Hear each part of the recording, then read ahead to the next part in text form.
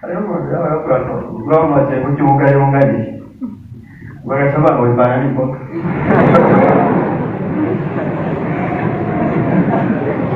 Ini tuh dia punya. Ivana ni ipo kuja tuone katao. Siko. Inja tena kuboni. Nicho abantu badasigura umusaraba. Ihoja pasi. Ibishoboka. Nimba batanye imbere y'abantu bavuga politiki. Mwana sibabone. Naho bayicaye ngaho abantu bisabe. Barafite bari. Mugabo naho za inja ziryoshe utagira apeti ukamugwaye no mukana. Munyarwaye tuberkiroza aratutaretse kugira inapeta. Tuberkiroza. Tunari kwa kandi ngabo muri hanze. Ari cyayi twanye hanze muri restaurant. Kandi takuvoma. Kandi dufise ubuntu bw'ubukombe bw'itubuhozeze. Twagira gutya turahoze. Niho rero twaduhereza ingwara. Kubera agakombe kamwe kakoresha abantu benshi. Umwe arwaye twaranduka. Usanzwe uri feze.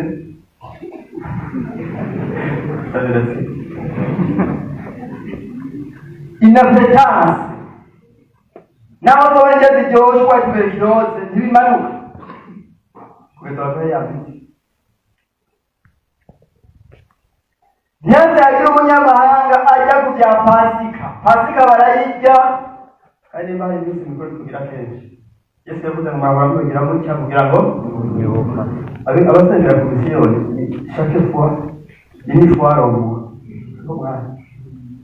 aba mubwiriza twese ni mu mesane ubona ko kumaziruka we tumaziruka we sinawe biko bihambaye nutabijya nuri kandi ko ngo nibyo bashe imana itendera soma Yesaya kandi turuwa kandi usu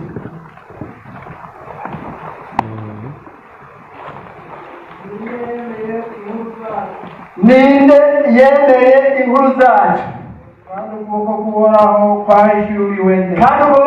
kwahishuriwe nde erega n'ikibazo yawawuze Yesaya ariko yahishuriwe ibyo kuza kwa Yesu mugabo ashatanguza ikibazo ibi ni bande bazobyemera n'ubuhanuzi aho byavuga ati bazobisigura mugabo ntibyinshi ntibazobijya abatabihawe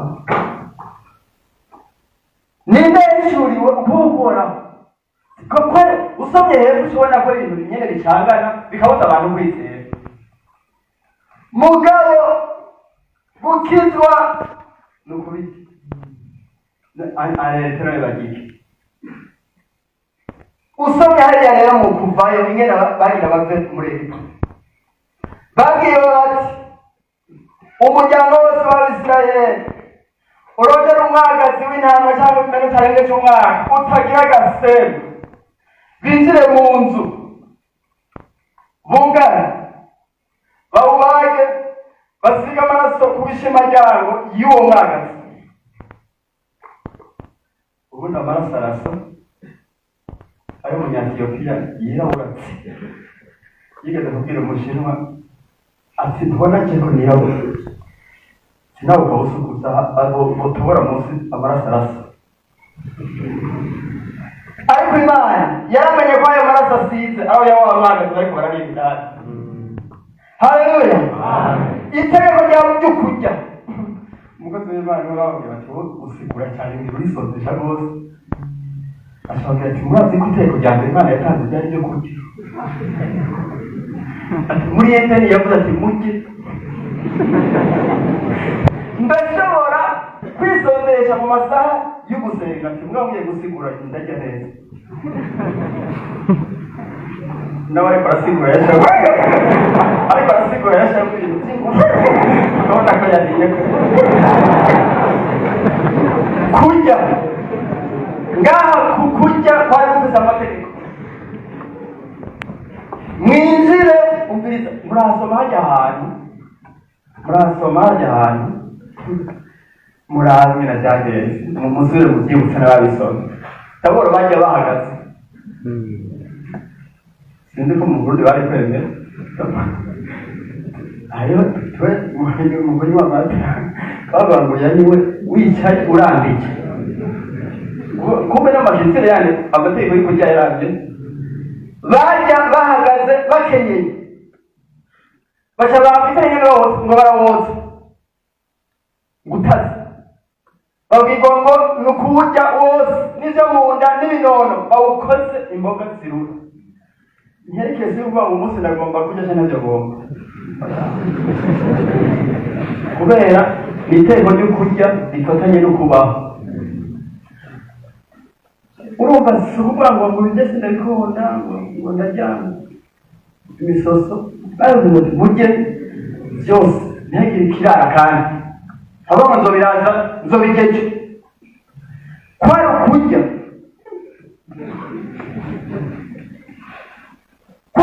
kandi ngo banyarutsa kabyo nari kugenda urumva jewe lise yose nizeko burya tugiye muri refectoire nasohoka inyuma kubera natwe byakurya no ngaho muri restaurant muri desi kubera njya ukeruke muri uri teko ryavanga bagira byane mugahereza amahoro ariko barasange byabonye byinshi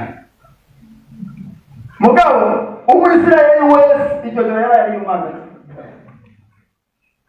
kandi murabona yuko Imana atabigirira gusa rege bisiki bigiye ati utawujya umunyamahanga ntawe ugenda bo umwisirayeli nawe ategerezwa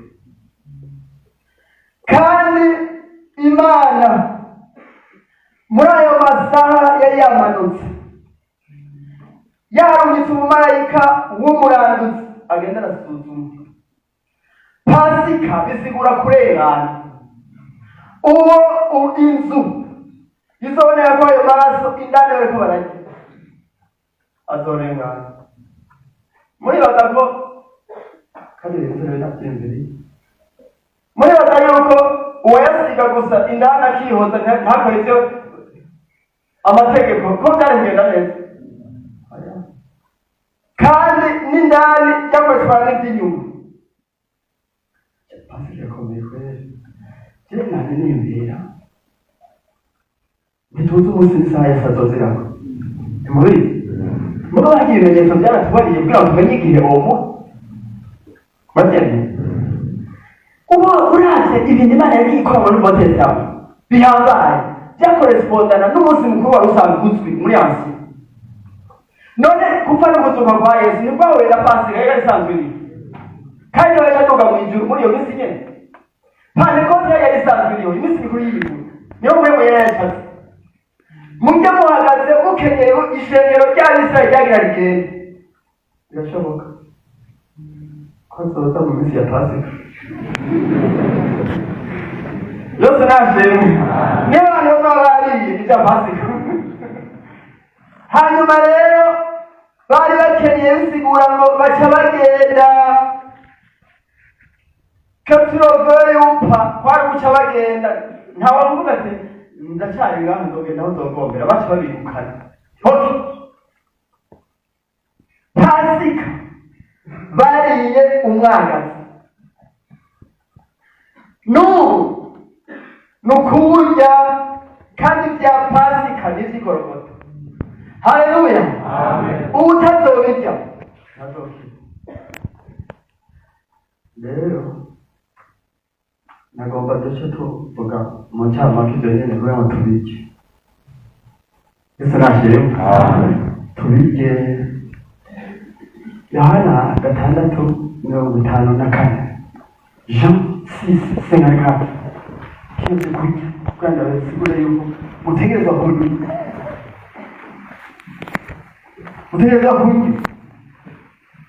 nani n'undi mugabo mwabonye ko uwariye yasomera nk'ivuki ntabwo mwasomye uwari mu munyamahanga yakebwe twebwe urabona kujya ku ruhimbi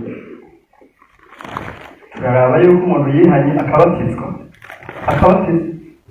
sasa envorope yaba yaragize hariho abana twareze neza muhira muri sande mugabo atarabatizwa ajya ku ruhimbi kandi ubu wabatijwe Yesu ntiyamajyana ashobora yuko ariko gituma iyo nta bintu byeruye tumwagiriza turamureka agasangira mbese kubera yarakene ibindi barizobwirawe. Iyo rero mu bisanzwe arashobora kuvuga kubatizwa akajyamo mwazi ko atari uwo murongo uvuga ngo dusome mu izina rya Yesu. Avuga ngo uwurya umubiri wanjye uwurya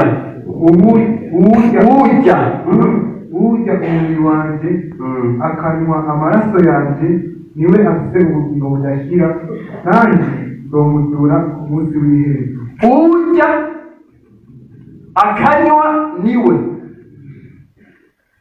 ubundi no kandi sobanutse ajore bajya gusobanura urya akanywa niwe afite ubugingo budashira. Ni ukuvuga ko utari kandi abajya umubiri wiwe bakanywa amaraso ya Yesu y'umwana w'intama. Ingana rero byagenze mwabyumvise muri iyi minsi muganga kubabwira ingana ngo mushishikare kubyiyibutsa.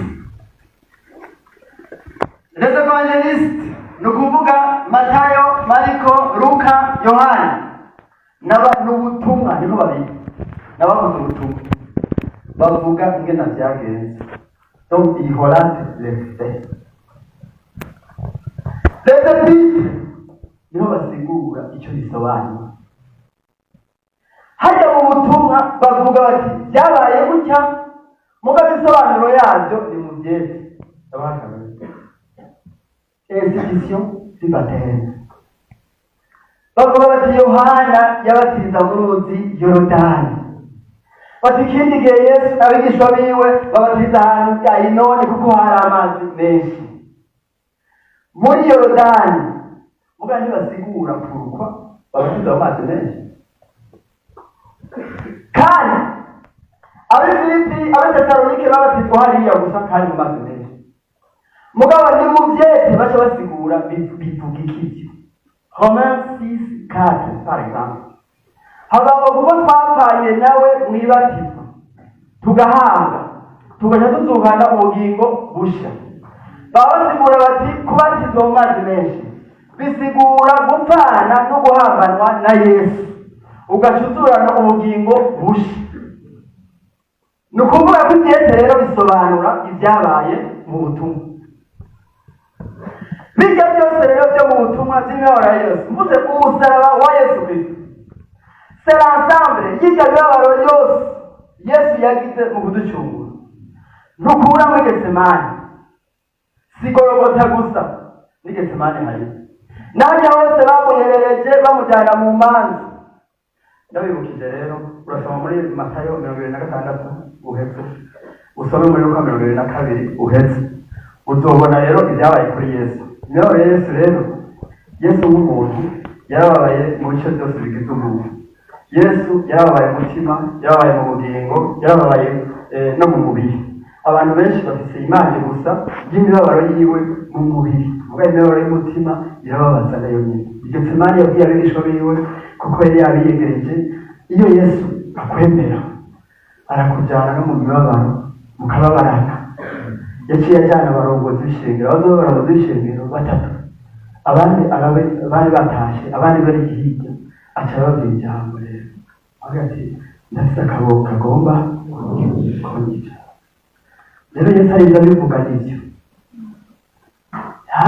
yarazi akabonge kagomba kumwica. Yesaya 53 havuga ngo yarazi ntiba icarico. Ni ibintu rero biremera umutima bityo. Nibaza yuko abiga psychology ibyo bintu babizi.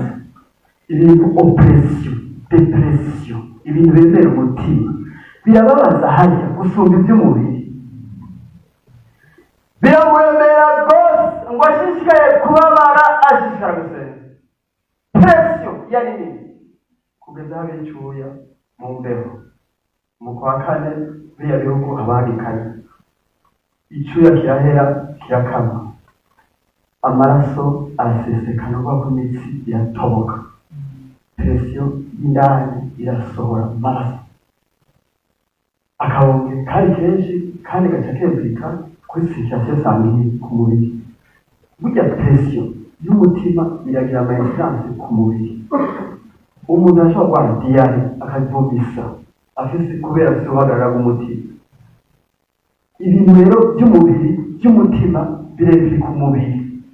Yesu nk'umuntu i Getsemani acarabara rero umutima, amen, mu bugingo.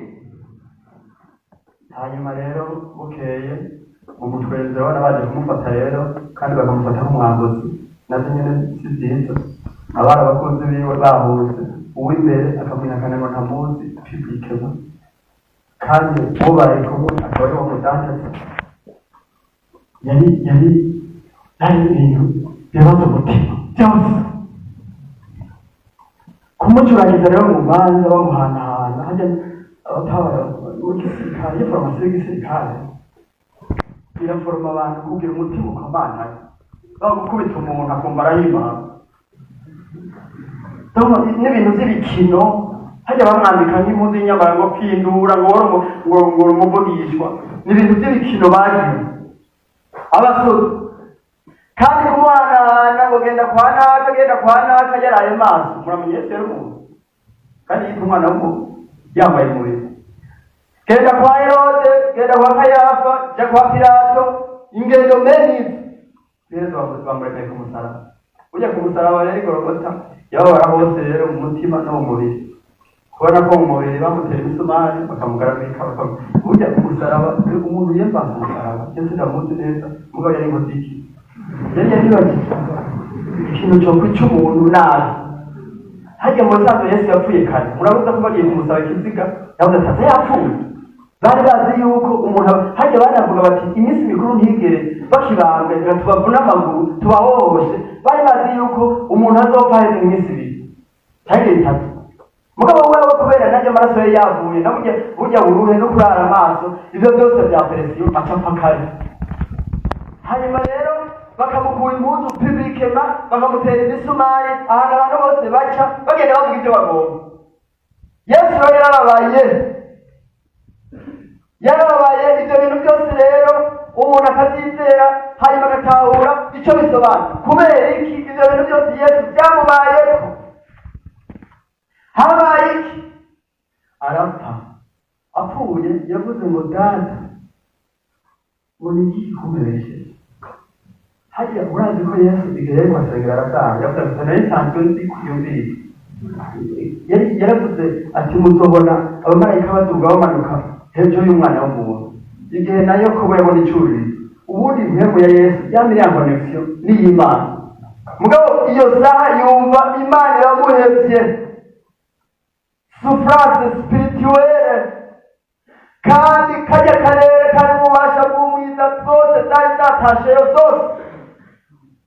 Hatari mu Burundi hari umukozi w'Imana yigeze kurutaho ku Kibenga yari muri Kongo, ashobora ko avuye muri Amerika, ashobora ati Satani yaraza ko ataha muri Amerika, ati ngira naharahaca, ati mugabo ataha muri Amerika.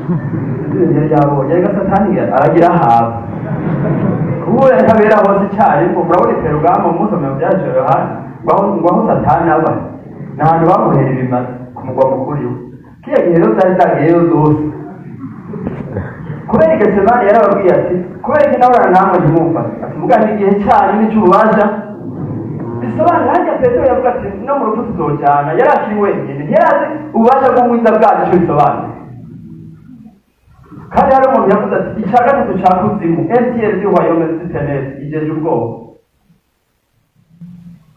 Nicyo bituma bahunga batazi ibyo bahunze ubwoba bwinshi bagaca batabagahunga, agasigara wenyine. Yesu yari yavuze ati umunsiga jenyine tugase neza nyine ndi kumwe na data. Iyo mbere y'ububasha bwose bw'umwiza ariyo buri, ibyaha n'ingaruka zabyo nicyo bituma igihe urutore yamubayeho. Ubundi yasigura ati n'inzu yose hajya kwigira impemu yayo. Nta hantu winjira ukumva hameze neza, nta hantu winjira ukumva haremeze. Iyi si y'impemu irafise urutore ruteza muri nabyo cyane. Hari imbere rero kubi kandi byose byubikije kuri Yesu turacikana. Ikoze neza byabaye acikanye. Muganje yavuga ngo yingiye mu isi y'impemu kugira ngo bwire za mpemu ngo abigihe cya Nowa ko ibyo Nowa yababwira byaretse. Ibyo rero byabaye umuntu ataza kubyumva akabifatanya nawe. None bisigura iki kuri twebwe? Imana yari yateguye ko ubuherezi buhinduka haboneka n'ikimazi. Nagomba kubwira ko Abisirayeli bose igihe cyose babayeho, iyo Isirayeli itagira umuherezi itagira n'ikimazi cyaba ari ikibazo. Ibimazi bya kera usomye rero nabwiye ko kugira bisobanukirwe usoma icyo bisobanura byanditse muvyete murasoma icete cy'Abaheburayo guhera mu gice cya kane gushika mu gice c'icenda. Haravuga ko ubuherezi bwa Yesu nashimwe ari ubuherezi bwa Melikisedeki busumba ubw'Abalewi bose. Ikimazi ca Yesu gisumba ibimazi Abalewi byose batanze. Imana yarirondeye ikimazi cyamaho.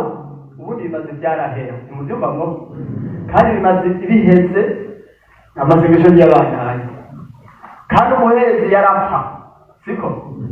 Nukuvuga kugira ngo Umwisirayeli yemerwe byasaba ko aronka ikimazi cyemewe n'umuherezi yemewe, kandi umuherezi byarasaba ko atemewe. Murazi ko yashobora gupfa yazize ahera. Imana yari kurironderera umwagazi. Haleluya. Yohana umubatiza ati ngujya umwagazi w'intama w'Imana, referanse ya wa mwagazi wacungura Abisirayeli muri Egiputa. Umwagazi w'intama utagira agasemba mu byisi byose. Mu byisi byose ndashaka utwaye umwagazi ubwire uvuye i Galilaya umanutse uvuye i Galilaya no muri Noro hari nka 200 kilometero umanutse Yudaya utwaye umwagazi ufise ko dute nawe ukagenda uraba akaguru kuwo beba. Imana ifasha akemwe yumvire wagenze 200 kilometero ntusiri ko uwo mwagazi bahita bawemera, kandi ntusiri ko umuherezi nawe nyine umusangaho. Ayo mazi wumva atari ngorane nawe nyene ngo yitangire ibimazi ko Imana imwemere. Mbega basi nakuyigarira yaki naje ya 200 kilometero uyu muherezi ni nasanga itamwemera bigenda gute? Imana irarawe ibyo bibazo icayironderera ikimazi cyemewe. Haleluya. Cyama nagomba kubabwira ko amaraso ya Yesu ari eternel. Murabyemera? Yego, ni eternel. Amaraso ya Yesu bariho kuko umuherezi yamaho n'ikimazi cyamaho ku gicaniro cyamaho. Haleluya. Amaraso ya Yesu ni eternel. Aravuga amaraso yawe yavuga ngo ngora amaraso ya Yesu umuntu yagize enregistrement muri yo aramumenye akamuvugira. Muri Korea y'Epfo namuze ntahere bishiga gushinga mukisi wiwe umugore we yarapfuye. Hanyuma rero akijyana abana kumva hajya bajya gushira amashuka. Imvura yaguye abantu baradutuza abana bati papa mama yo pfura ngaho atwe yarapfuye nawe tugira tansiyo asharaka.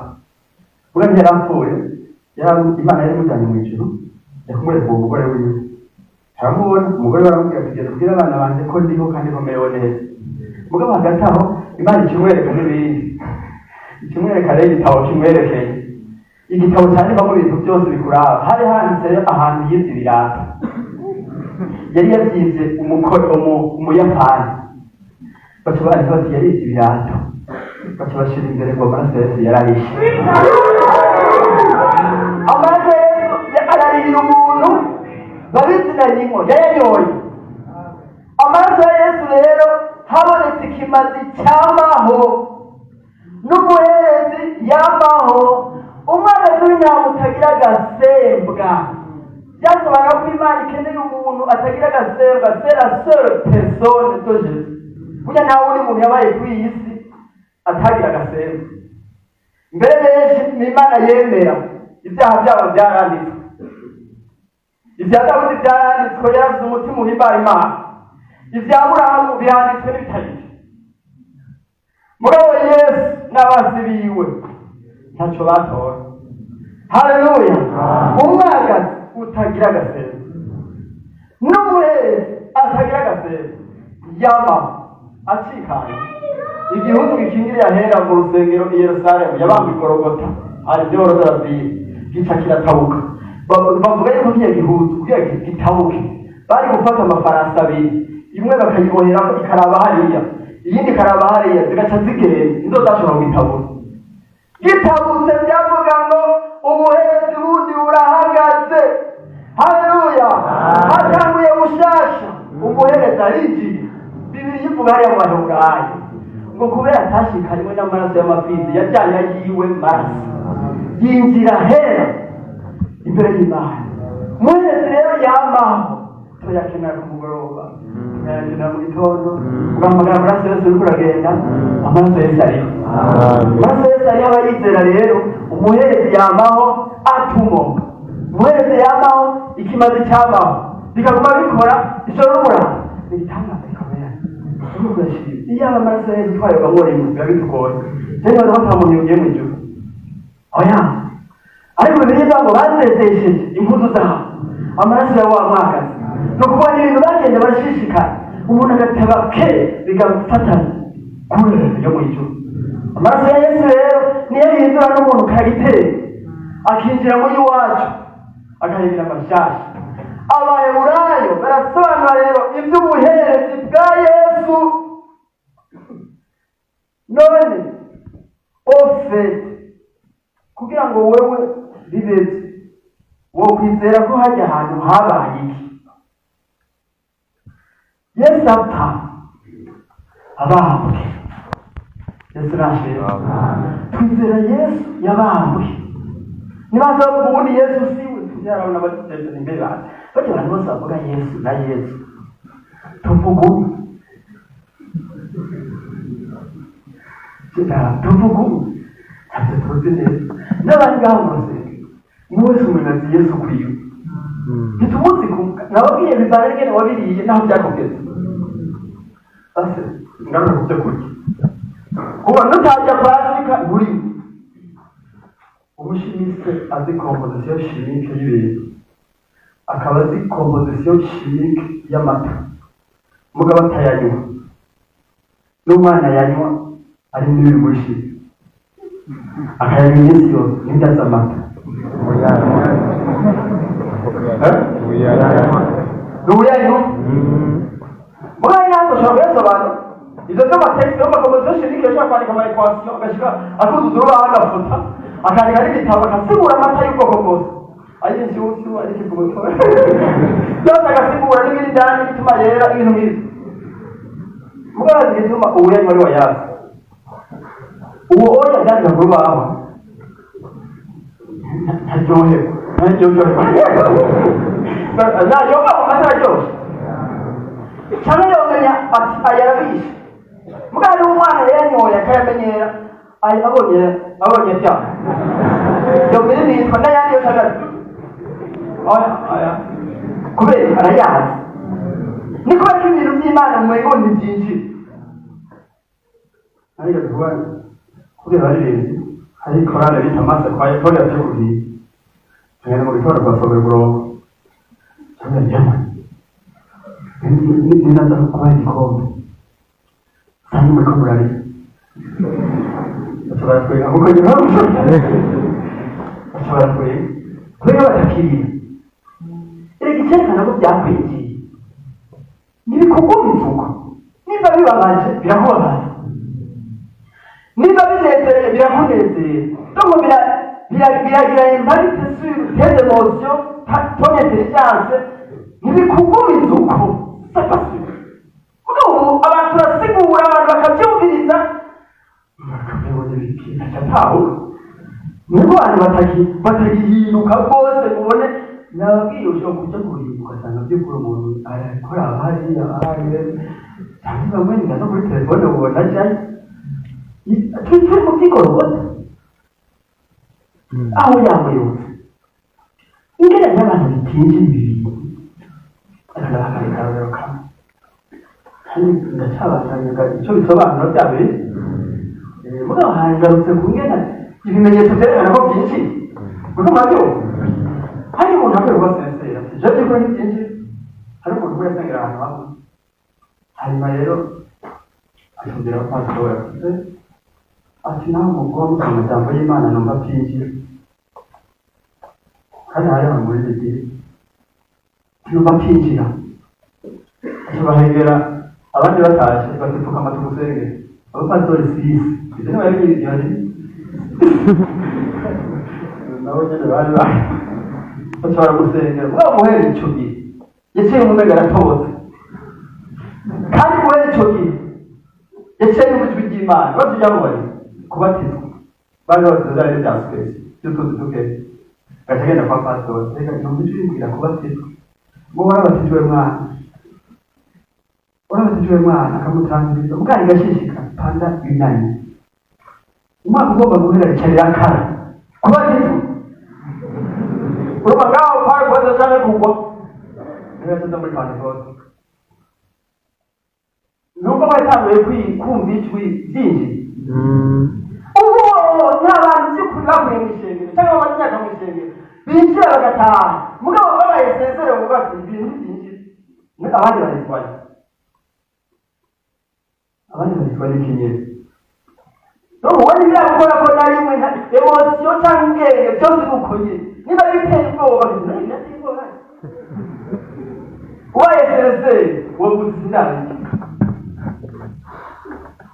umwana bana babiri bana muri karitsiye abana bashobora kubana ababyeyi babo batunze abandi bakeye umwana umwe ababyeyi bari batunze uwundi bari bakeye yarafite mbere nyina gusa yari imfubyi mugabo abana barakina ntangore baca bakina umukino leta yabujije leta yari yavuze iti abana bazobikina tuzobafunga ababyeyi babo bazoza kubagomboza amani baca barabikina polisi kirabafata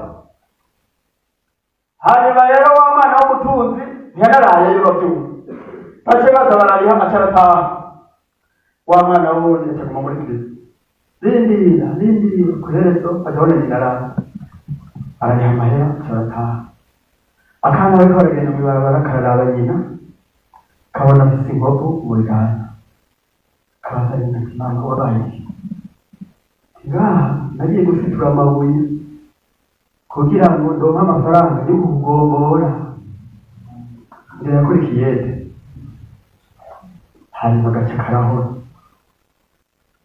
gace karataha gashitse kakabana karumva ko yari gace karaza kumwakira karagura ngo sanezerewe karibu muri karibu karataha bukeye muri gace karagaruka tuje gukina dukidiki byabindi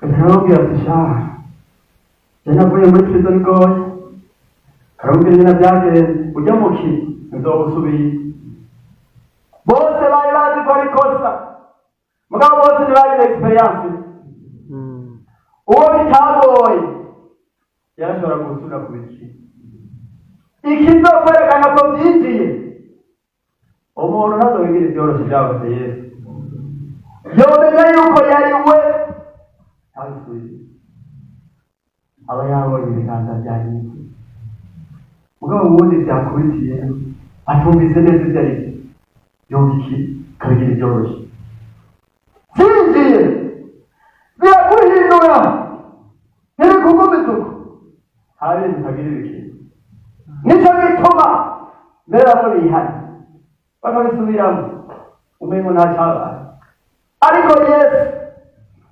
yarababaye kugira ngo nawe ubwawe bibe aplike kuri wowe witwa comprendre deux choses sur la croix de Jésus. La première nicyo bita substitution. Yesu yatubwiye mu bishingo kandi benshi cyo baracyumva. Soma icyo dushaka ko cyabikora igice cya gatanu umurongo wa 21.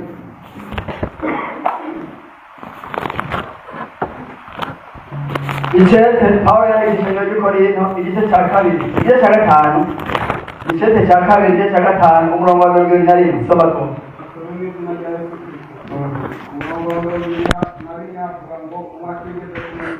Imana yamuhinduye icyaha ku bwacu kugira ngo muri we muhinduke ukugororoka kw'Imana. Imana yamuhinduye icyaha ku bwacu, ku bwacu.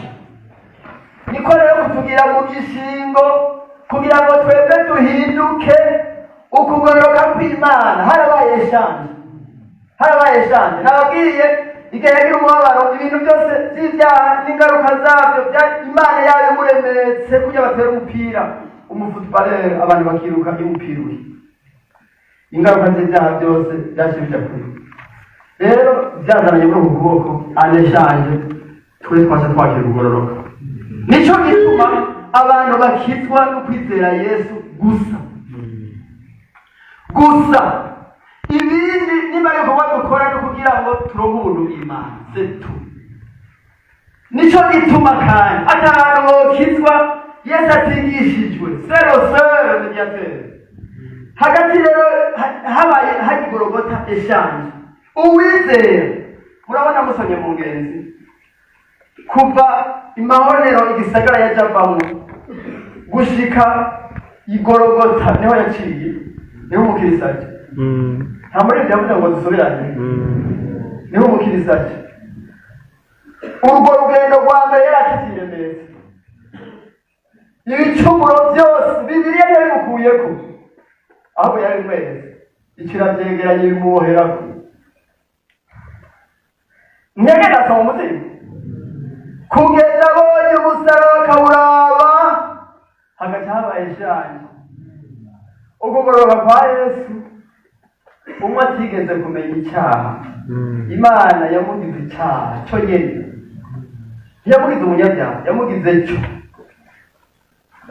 Hanyuma natwe ngo duhinde ukugororoka, turashobora kuba abagororozi mbere bukugororoka nyene. Nico bituma ukugororoka Imana yemera, ari ukugororoka Imana itugabira. Nico gituma ijambo ryemewe ryitwa justification. Nous sommes justifiés. Ubundi yasobanuye différence entre kuba pardonné no kuba justifié. La justification est plus supérieure que le pardon. Ndabasobanurira. Urumva umuntu yakuguze nabi muri kati, akakubwiza ahamubabare, akagutyoza, akavuga nabi rwose, hanyuma agaca akagusaba ikigongwe. Ndagusabye ikigongwe, mu kwiyuzuza ukamubabarira, akakubabarira. Babandi bashaka kumenya neza, mugabo aciye akujustifiya agacaho yaciye akabwira wabona ati hewe ujya nije mubi ndabyishizeko, ujya ni mwiza ameze uku nuku nuku, ujya n'umuntu mwiza hajya niwo mugendo uzosanga ameze uku nuku, gusigura akujustifiya azoba kwambise. Yesu nashe Imana iratujustifiya kubwa Yesu. Justification niho rero habaye shanje kubera substitution. Yesu yatugiriye kurushinga. Mu gishingo rero, benshi barabyumva umengo nicyo bitaho byonyine, ariko ndagomba kubabwira ikindi cya kabiri dutegereza gushyira ko eforo mu tucyumba, nicyo bita identification, gupfana na Yesu. Romains 6:6, kubambanwa nawe. Soma Abaroma 6:6. Kubambana nawe ukabamba. None ko yawiriye mu gishingo cyawe uciye wanga nawe ntubamba. Nimutabambanwa hari ibitakuva, ubushobozi bw'umusaraba buzaza budakora. Ntawabona n'izina rya Yesu avuga ngo kandi tumenye iki, yuko umuntu wacu wa kera yabambanywe nawe kugira ngo umubiri w'icyaha uhindurwe ubusa, ntitwame tubyakaniye icyaha. Umuntu wacu wa kera, urabona ukijije ugira kera, niwagenda ukijije uyu munsi, ejo wowe iwawe ngaha hazaba ari kera. Umuntu wacu wa kera niwe imbere y'umukiza, erega uracyamufise mugabo kugira ngo umuneshe wizera ko Yesu mwabambanye.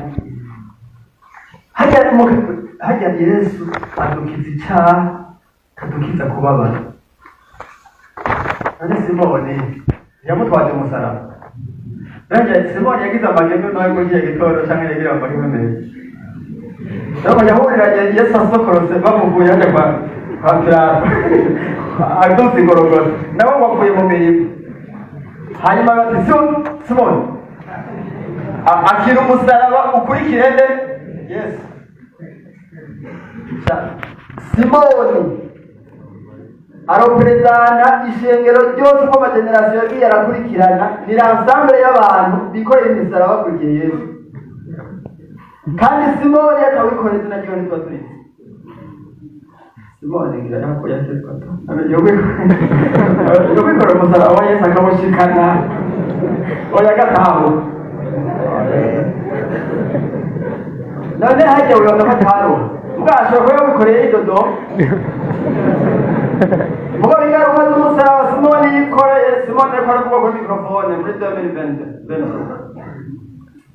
nawe icyo gihe nagwara tuberculose nari ndembere wongeye kuri time metere gutora imiti ijya miti barimo batora, hanyuma ntonze gutya ndabona akantu kanditse hajya ofu inyuma yakira abarwayi kavuga gutya ngo si ta souffrance te pèse lourdement, sache que la bénédiction qu'elle renferme la dépasse largement.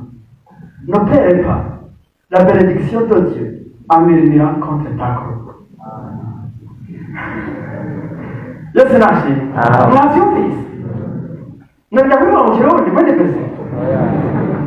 Ne perds pas la bénédiction de Dieu en murmurant contre ta croix. Burya ntiyatubujije kubabara, yadukijije igicumuro. Mugabo wikorera umusaraba wawe ukamukurikira.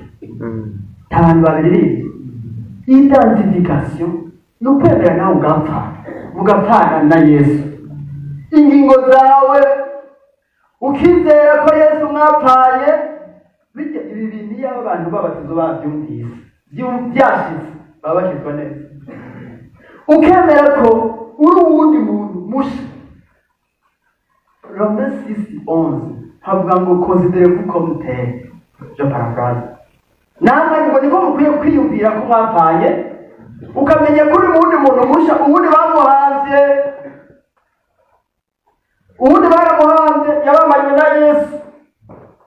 Iyo identification na substitution bikoze nakubabwira icyo biduha hepfo ubushobozi bw'umusaraba n'ibintu bihambaye.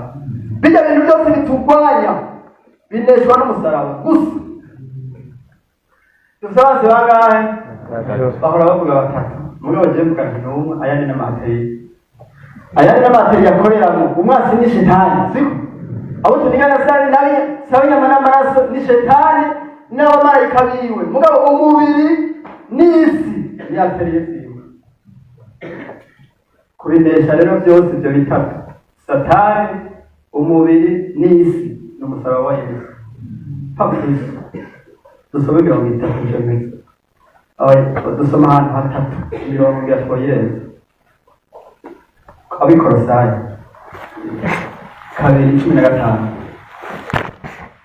ubu ndasoma Abigalatiya 6:14 nanjye njye nsoma Abikorosayi 2:20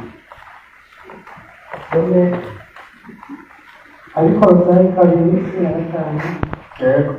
kandi yambuye abakuru n'abafite ububasha ibatekereza mu maso ya bose, ibashorera bafashwe ubwo musaraba.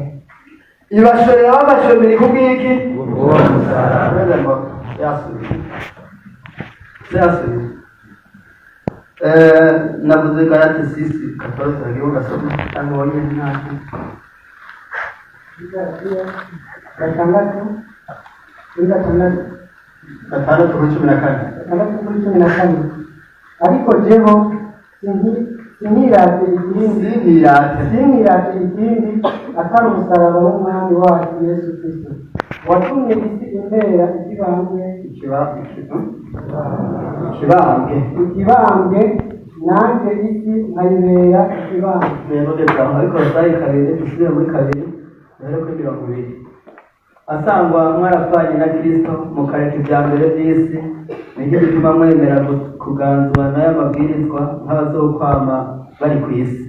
ngo ntugafateko, ntugatamireko, ntugakoreko, kandi ibyo byose biba bihetse iyo biriwe mukumvira ibyagezwe n'abantu n'inyigisho zabo. Ayo mabwirizwa koko afite ishusho y'ubwenge kuko abwiriza gusenga nk'uko abantu biraritse no kwicisha bugufi no kwibabaza umubiri, ariko ntagire ikimazi cyo kubuza ukwifuza kw'akameremere k'umuntu. Urabyumvise? Iyo mirongo yose dusomye nagomba rero amareferanse y'ibyo bintu bitatu: kunesha umubiri, kunesha isi, kunesha satani no kwizera umusaraba ukawushikira. Nta yindi solution ihari. Watumye isi imbere ikibambwe, nanjye isi nkayibera ikibambwe, umusaraba ucuhagarara hagati ukabwira isi uti nturahagikira abantu, hanyuma ugaca uhagarara ngaho ukabwira nyene wose nturabe isi ni ikibambwe. Ikibambwe rero ni igisesema, ni ikizira. Umusaraba udahagazemo bikura ngo yambuye abakuru n'abafise ububasha. Imana ni Imana yabigize. Urumva twavuze ati Yesu avuye mu mubiri agiye mu isi y'imhemu, ntituzi neza ibyabaye uretse ibyo murongo twavuze. Mugabo n'uyu biwe afete haciye haba defile do defete mu bwami bw'Uburoma. Umujenerali agiye kurwanya igisagara yakora ibintu bibiri akinesheje. Icya mbere, yarasiga agace adasambuye kuri ngo yerekane ko hari hubatse. Icyo bituma ijya muri dore amantasi ya Yerusalemu twemera ko ari iya kera. Ni iya kera kubera baragasiga agace bemere ko hari hubatse. Icya kabiri, abantu yafashe mbiri n'ibintu byose ejo bitwayeho bagaca kuri stade bakabatondeka ku murongo guhera ku bagenera bafashwe mbiri bakiga kiba defile do defete. Yesu byagenze uko nyene. Imana rero ngo yaciye ifata abakuru muri abo bwami bwa Satani hari amayerarisha, bacaba rero defile do defete kubw'umusaraba. Murabyumva? Yanesheje kubw'umusaraba, hajya yabatsinze, yakoze icabananiye, yaciye bugufi. Ndagomba kubabwira ninavuga mu ntege ngo ndaje nsoma ubundi murongo umwe bavuga ko umusibuza aheza kenshi mugabe Filipi kabiri nabonye gishasha muri iyi minsi y'uko izina rya Yesu azutse ryararonse ubundi bushobozi burenze ubw'imbere. Haleluya!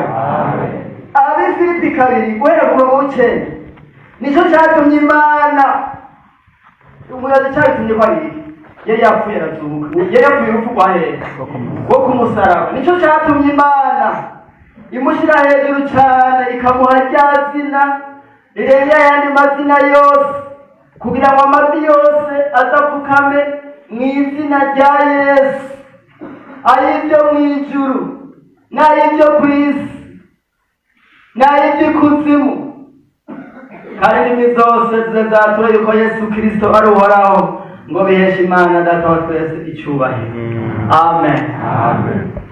Izina rya Yesu rero mu ijuru no mu isi ryaciye rigira inkomezi. Uwo munsi rero urumva ngo yaciye abagisha defile Imana ko yaciye bugufi akabanza akanyumvira ni mutoya. Yesu nashimwe. Mwasinzwe umusaraba kwezi naho bawushinga kumva abantu benshi bashobora gutinyuka. Nizo mpamvu z'abakristo, nicyo bituma pasitori yicara munsi y'umusaraba. Nicyo bituma urusengero hejuru dushakira umusaraba. Rero hariho abantu baba mu Buyenzi, muri mwe harimo abantu baba mu Buyenzi. Mu Buyenzi ni quartier y'abamejero, kandi nizira yuko n'akatolika ubwayo yavuye kuri periferi. Aya madini menshi y'abaporoti ntayinjirayo. Pantekote rero ishija mu Ruvumera, kandi kwaronka ikibanza naho ibintu byari byoroshye. Umwe mu bahanzi banyeneho pastor yamusanze Tanzania kugira ngo asinye bari kumwica. Abamezima rero baca baragwana bagatera amabuye bakaroga bamwe Imana irabica. Hanyuma baca bashira umusaraba hejuru waruji. Haleluya! Bavuga yuko abamezima barenganye mu ijoro bari kuraka ntibawuraka, ugasanga ujya gutera ubwoba. Kandi umusaraba waje kuvuga sibi bambara ku mubiri. Nukwizera ibyo nyine byose ingene bifite ubushobozi nta ngene mu ngano. Babiri nabo bakoranye abantu benshi muri Chicago. Ibi bya Yesu bifite ubushobozi kubera yazutse. Mw'ijuru izina rya Yesu. Umumarayika yabwira Mariya ati uzumwite Yesu kuko bazokiza abantu biwe ibyaha byabo.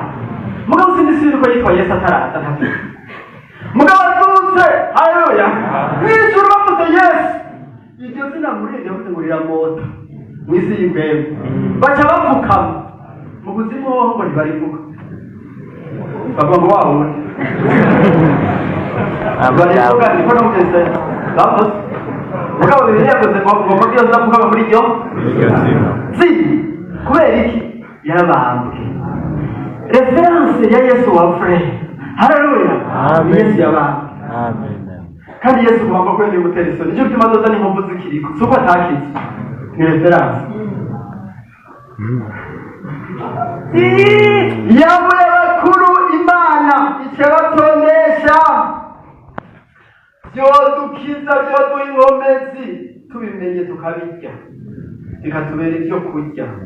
Bikaba kimwe na twebwe. Musiguzi umwanya mu kirenge rero Amerika yaraje. Hanyuma yumva urwamo rukura baje kusengera bariko basenda abadayimoni. Hanyuma agiye acabaza ati nibiki.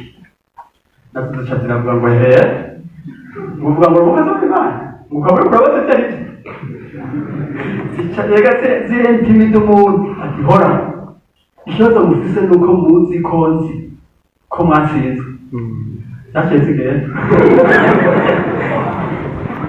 uwabijya zikamenya ko ubizi. Haleluya. Nota duti uyu murongo ngenda ndawuvuga ku mutwe kenshi. Uyu hari imirongo ngenda asubiramo nawe nzoja ndayisubiramo mpaka yinjiye. Haleluya. Urayisubiramo igatera igafata. Rega niko bajya ibi vy'Imana niko mvuga. Hari ibintu dusoma superficiel mugabo kubisubiramo bigatera bigafata na Satani akamenya ko bizi. Umusaraba niwo utuma tunesha isi, niwo utuma tunesha Satani. Urumva burya isi izoguma igukengera ikubona gutuntu twarejareje. Burya nukuba wakwese umusaraba waravuze nabambariwe na Yesu, umubiri ni wa Yesu ukawuzira nk'uwa Yesu. Yesu naje umubiri mushasha n'isi zobibona. Zometi ujaye ni kibana ni gisesema ntacyo na wewe cyasesema. Mwumvise ko umuntu ashobora kwibabaza kandi hatwaye ikintu. Mugabo bijya ibintu byose ubwira bidafise ngo akamaro kubutsa kwifuza. Burya ikibazo ni nyuma mugabo cyane cyane n'imbere muri wewe. Umusaraba utinjiye Yesu yaravuze ati umwami w'isi ari muvuzi. Mugabo muri cyewe nta kintu. Haraho rero Satani araho utuntu turi mu muntu n'uturi mu wundi akamenya ati hajya nirasonda uyu mugozi biramukwega. Ibizogukiza ivyo si ukwibabaza ni ukwizera neza umusaraba wa Yesu atari teoya. Uriko muravyumva Imana igahishura, Imana ikabikwinjizamo bikabavyo. Umunyamahanga ntazobirya mugabo uzobirya ariko gakiza. Yesu abaheza. Amen. Muname dusenga. Muname dusenga.